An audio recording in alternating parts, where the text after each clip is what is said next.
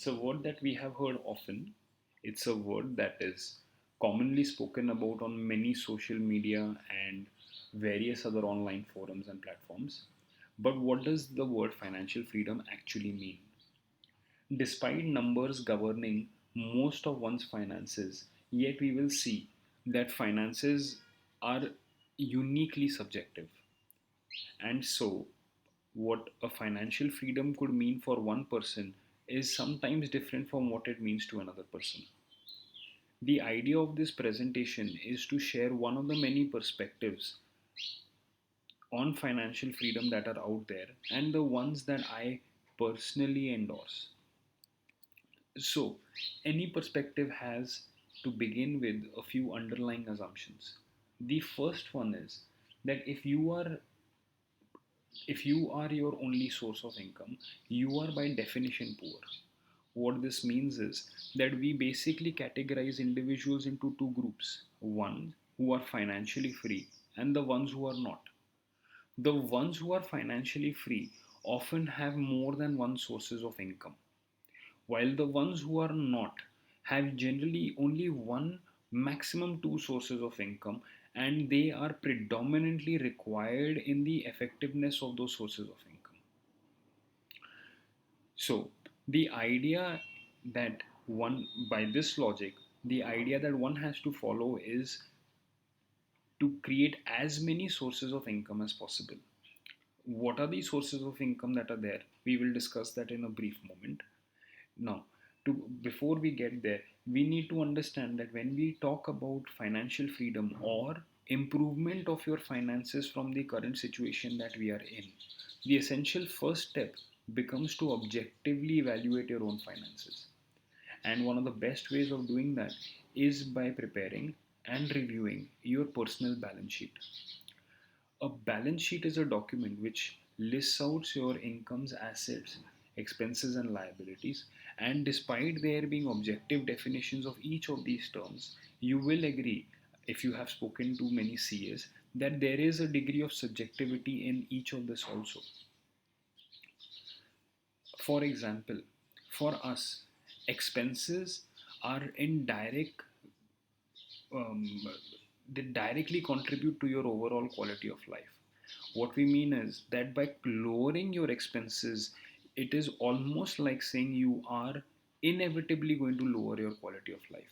What we want to rather do is we want to optimize our expenses, which basically suit our needs and the environment that we are in. We do not want to be in a situation where we have to cut corners or lower our expenses simply to meet certain other requirements. Expenses are critical, and expenses basically differentiate from how we perceive a person driving, for example, a luxury car like a BMW or a Mercedes, versus a individual who is driving a non-luxury car or maybe using public transport at this point in time here. So expenses are key in your overall perceptive understanding and experience of life, and therefore instead of trying to focus on cutting or lowering your expenses, we want to rather see what are the ways of improving or increasing our sources of income.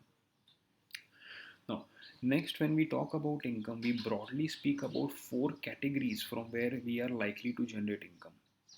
The four categories are employment, self employment, business, and investment. Within these four categories, there are several options. That is, you could have multiple businesses, you could have multiple investments. But employment and self employment, by the nature of its design, that is, it consumes time and an individual skill, technical competence, it is usually difficult to engage into more than one and practically very tough to engage into more than two of these ventures. Example of an employee is anyone who's working in a factory, whereas an example of a self-employee is the CA that you know who has his own independent proprietary shop, or a dentist who's not affiliated to a hospital but is running a clinic on his or her own. These are individuals who are self-employed. A business is an entity which is leveraging a process in order to develop either a product or a service or an agri commodity, which is then exchanged for capital. Whereas, of course, investment is identifying correct processes, products, and services which can be invested into, which increase the overall value provided to society and the profitability to the investor. Thomas Piketty, in his work, basically has deduced or inferred that individuals working purely out of the labor market over the several centuries grew at an average rate of 2% compounded annual growth rate. Whereas the money invested in the securities market, why? Because securities market are highly efficient. That money invested in the securities market over centuries of data showed that the capital there grew by an average growth rate of 5%.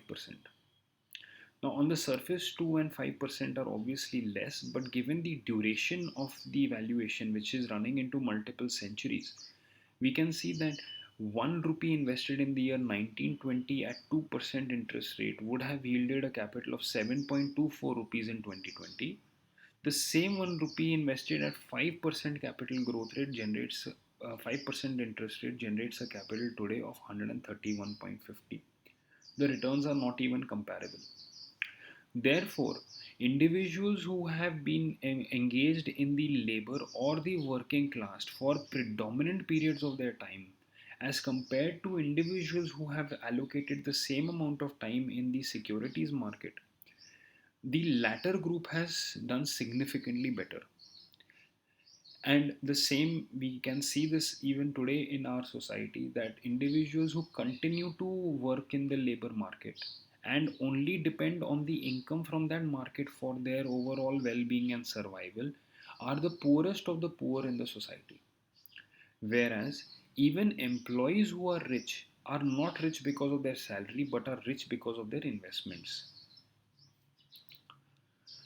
The next aspect, a very critical aspect about the balance sheet, is determining liabilities and assets. A good liability is one which assures future cash flow and mitigates the severity of any significant risk in the short term. For example, if you are an Indian citizen, it is a good liability for you to invest into a PPF, because we know for a fact that we are going to get this currency we are going to get our principal without any risk of default at the interest rate that has been declared. And we also know that this is the highest risk free interest rate for our currency in the world. Therefore, to not have any money assigned to a PPF is generally a poor decision. Similarly, having health insurance is an almost certainly a good liability because of obvious reasons. A bad liability, however, is one in which we have taken on an expense. Liability is a repeat expense. So, a bad liability is one in which we have taken on an expense which is unlikely to yield a positive expectancy value. What it basically means is venturing into unsound business or economic practices, or inculcating lifestyle liabilities and habits, which certainly neither improve your productivity nor your profitability. These are by definition bad liabilities. Assets, on the other hand, are short term negative components in your balance sheet, which means in order to procure an asset at the outset, you have to spend money. But assets maintain the potential of returning that money back through the form of capital appreciation, interest, rental, or dividend income. As we can see, the while the four parameters of income, expense, assets, and liabilities are known and well defined, there exists a huge array of subjectivity in how one maneuvers through these four variables. And therefore, while it is impossible to come up with a single plan that fits everyone, there are certain good practices that you can follow from today or be cognizant of from today in order to improve your overall personal finances. First one is to clear all of your liabilities. Often there are people who have ongoing student loans, are employed, and are using their savings to invest in the market. it is our view that it is better off that they work towards clearing of those loans and those liabilities before you channeling that investment into the market or any other investment asset class. You want to avoid situations where you have to take liabilities in order to make potential investments. In general, people, it's a very common practice for people who have, say, 2 million rupees to take on a loan of 10 million rupees and to purchase real estate.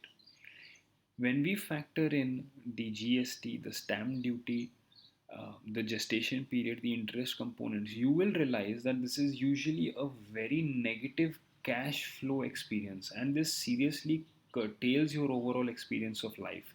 And you rarely buy a house, you mostly buy a loan. In such a situation, you want to generally be in an area where, unless there are specifics which compel you to take on the liability, but you want to avoid taking liability in order to make an investment. There are several decisions that one has to take, provided you are aware and cognizant about your own personal finances. And in those situations, whenever you are in doubt, we recommend that you invest in the most liquid and the most liquid asset class with least barrier to entry. For example, the stock market. You must understand that if your assessment is that the employee market is going to grow with 10% year on year on salary, employees get 10% year on year salary only when businesses grow more than 10% year on year, generally speaking. And when businesses grow more than 10% year on year, your GDP factors that. And if your GDP is factoring that, your markets are inevitably going to factor that, which means that it is impossible that an employee of Infosys can outgrow the company of Infosys. Next, we want to be very conscious about our spending, and in particular, we want to note our repeat spends. Whenever we are making multiple spends, we want to make it a practice to note it down and to allocate budget for the same. Once again, we do not want to cut on our expenses, we only want to optimize on them, and we want to be willing to spend on anything and everything that we feel can add value in forms of comfort, safety, or any other parameter. We want to include those expenses in our life willingly, which is the point of all the work that we do. And lastly, we want to work on creating multiple sources of income. So it doesn't matter where you are assigned to now. If you sit back and evaluate, you will realize that there always exists more than one possibility of making money.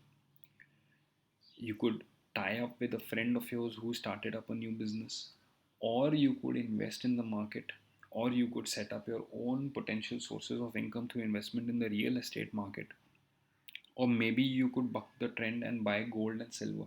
There are tons of alternatives. And irrespective of what money you have right now, there is generally a well defined plan of proven statistical edges in order to allocate that money so that you take the assistance of the securities market in your overall growth and the market in general. So, with that note, I will close this session today. I hope that we have learned a few key points, some of them being to clear your liabilities, to focus on multiple sources of income, and when in doubt, to choose asset classes which have the highest liquidity and the least barriers to entry. Uh, Hopefully, I can share more of these perspectives in the future and that you benefited from the same. Thank you. Have a good day.